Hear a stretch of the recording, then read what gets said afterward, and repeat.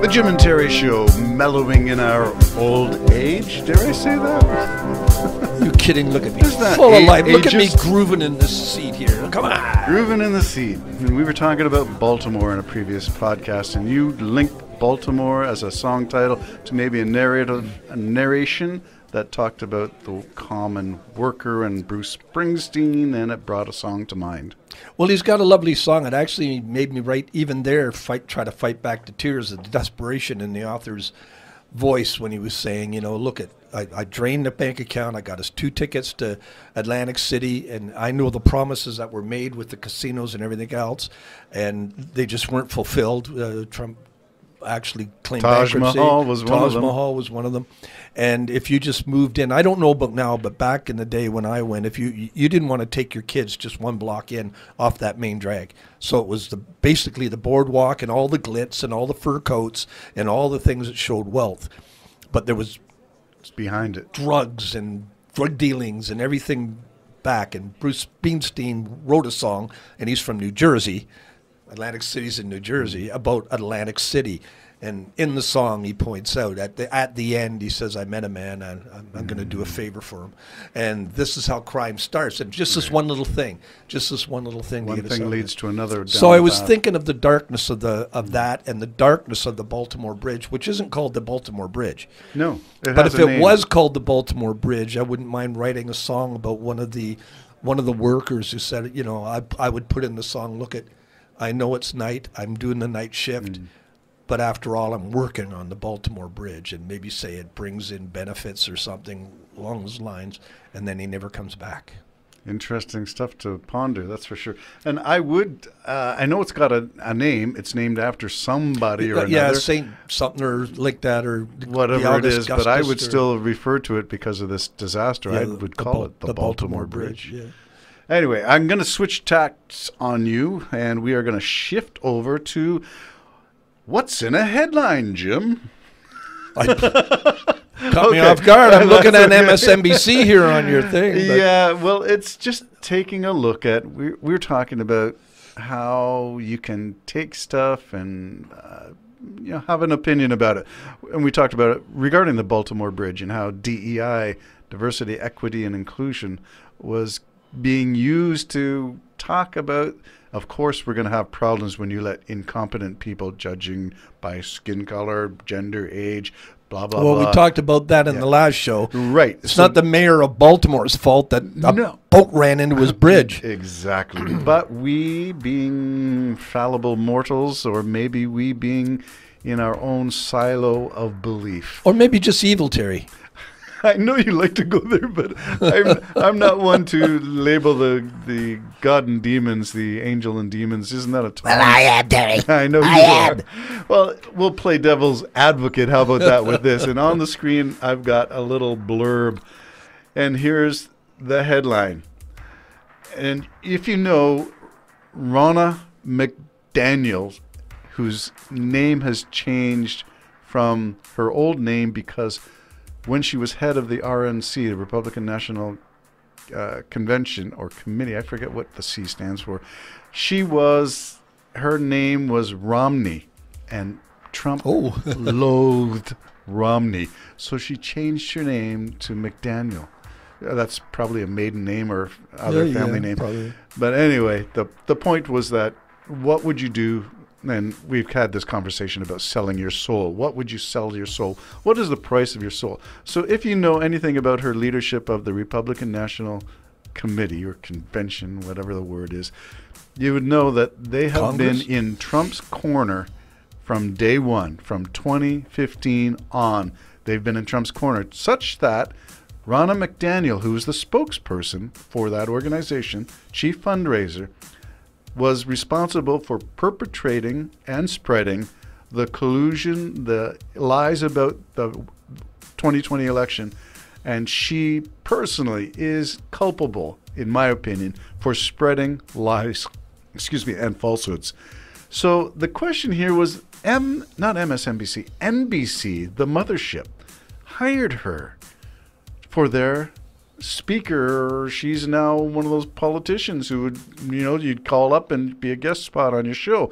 And she went on Meet the Press, which was one of their flagship shows. And there was such an outcry over NBC hiring her and so much pressure that they fired the executive who hired her and her. And now she's suing NBC. Well, and it was funny because I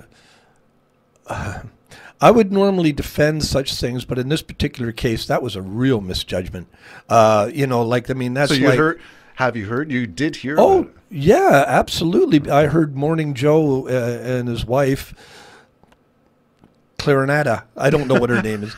Mika Brzezinski. Whatever. They just said flat out, we don't know why they made the decision, but they will not be on Morning Joe. And there was other shows that said now nah. Morning Joe is MSNBC. Yeah, but that's what it is part. It's a branch of it, isn't it? Yes, more like a subsidiary. All right, but it's they the said, cable news, whereas NBC. But they said it flat out right network. online. They will not be having her on the show, and I don't know why on earth NBC, which used to be at least middle. But was left-leaning. Left, left of center. Why they would take an extreme right, I understand they probably want to reach a bigger audience, but that's going too extreme. That's like putting, Hitler in charge of the Israeli fund for, just stupid move, in my opinion. Orphaned kids. Yeah, orphan kids. Yeah. Israeli orphan kids. Yeah, so here's the challenge is the way this was covered. So this is the Fox News headline of that story. What NBC's swift ousting of Ronna McDaniel exposes about the network's left-wing bias. That's their story headline. Here is the alternate headline. What Fox News swift settlement of $987 million over election lies exposes about their bias? So here's a way of looking at the story. This is Fox criticizing NBC when get your own house in order before you throw stones. Yeah. I don't. They are biased, both sides. That's the way they lean. No, we're not. This is. I don't want to get the both sidesism. There is no bias in this. You're either a conspiracy theorist and you said Trump won 2020.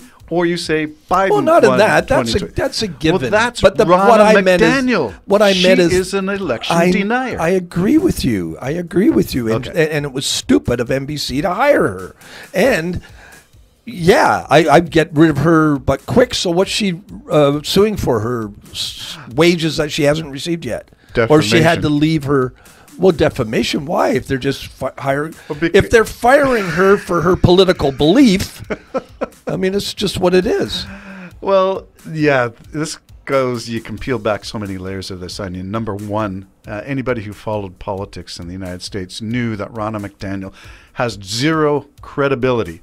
But here's the whataboutism of that. Fox News goes on and says, "Well, what about Jen Psaki? Wasn't she a former spokesperson for the White House? So shouldn't she have a bias? Why is she on MSNBC? Why is she a guest speaker? Republican? Democrat? Biden? Trump? Whataboutism?" But the two are not even close to each other in reality. That's why you got to be careful about the details. Ronna McDaniel is an election. People are not going to be detail oriented. Especially this isn't even a detail. This is like whitewashing a barn and saying, "Did you miss the whitewash?" I know, but that's what I think. What we're having in this world. If you bring up this subject, some people's minds shut it off. Yeah. Just turn it off, or they shut down and they pick up their phone or they look at anything else that they're doing, and they will not listen at all to their side. And it probably is on both sides, that kind of mentality, but it's something I have noticed a lot concerning all that's been in connection with this insurrection or attempt coup of January America. 6th, yeah. And that's what Trump tried to do. Yep. And I'm sorry, in my right-wing view is no different than your left-wing view on that subject. No. They tried to overthrow the American government, Yes. and they're not done yet. So left and right do not conflict when you embrace truth as your Yeah, foundation. yeah. So facts do matter. Yeah. Do you remember CNN's early advertisements when Trump was 2016 and won the election? This is an apple. This is not an apple. Do you remember those ads? Yeah, I do. Facts matter. This is not a fact. This is a fact. Yeah, Can yeah. you tell the difference? Some people cannot tell fact from Well, opinion. the most scary part is some people don't want to know the difference. No. I mean, it'd be better to know the difference and say, I'm going to take the devil I know, than to just say, I'm not going to listen to the difference. Okay, so if people choose to be uneducated about an issue, and I'm not saying uneducated in general, just about an issue. For instance, the Baltimore Bridge. When the facts come out, we will be in a better position to ascertain cause and blame. Fine, great, let it go to the courts and let's figure it out. 2020 went to the courts, and Trump lost 60 some odd cases where he 63 out appealed. of 64, I believe. There you go. And the 64th was like minor. Yeah, you're right. The guy gave $15 instead of 16. And not only that, but the people who were found to be dead people voting were Republicans. Yeah, and so it was all mess. it's a mess. But if you're in your own silo, you choose to ignore the facts of that matter. Always remember this. If you build an army, you're stuck with it. And that's the sad thing. It's in church, it's anywhere else. Once you start that ball rolling, you now got an army that you have to say, I was wrong. Not going to happen. And Trump's just simply going to say it was stolen, it was stolen, it was stolen. Yeah, when that's all there's he's no done. evidence Yep. whatsoever, Yep. never has been, Yep. not even close. The bottom line is he lost an election to Joe Biden. And I hope he loses the next one to Joe Biden. I'm hoping with you, fingers crossed. And I'm not, knock on wood. I'm not a liberal, Well, but Trump is a danger to the world. He is, and there's tens of millions of Americans who are going to vote for that guy. Yeah, And Yeah. that's a problem It's to me. scary. It's scary because America is at this place where so many people can be convinced that this guy is legitimate and innocent. Well, if you want to know what's going to happen, just listen to prophets, priests, and poets. There you go. Another plug for Jim. Now, this one was an exercise on titling, on headlines, and I was going to go into how we can take the same event, which was the firing of Ronna McDaniel, create a headline for one side, create an alternate headline for another side. Truth.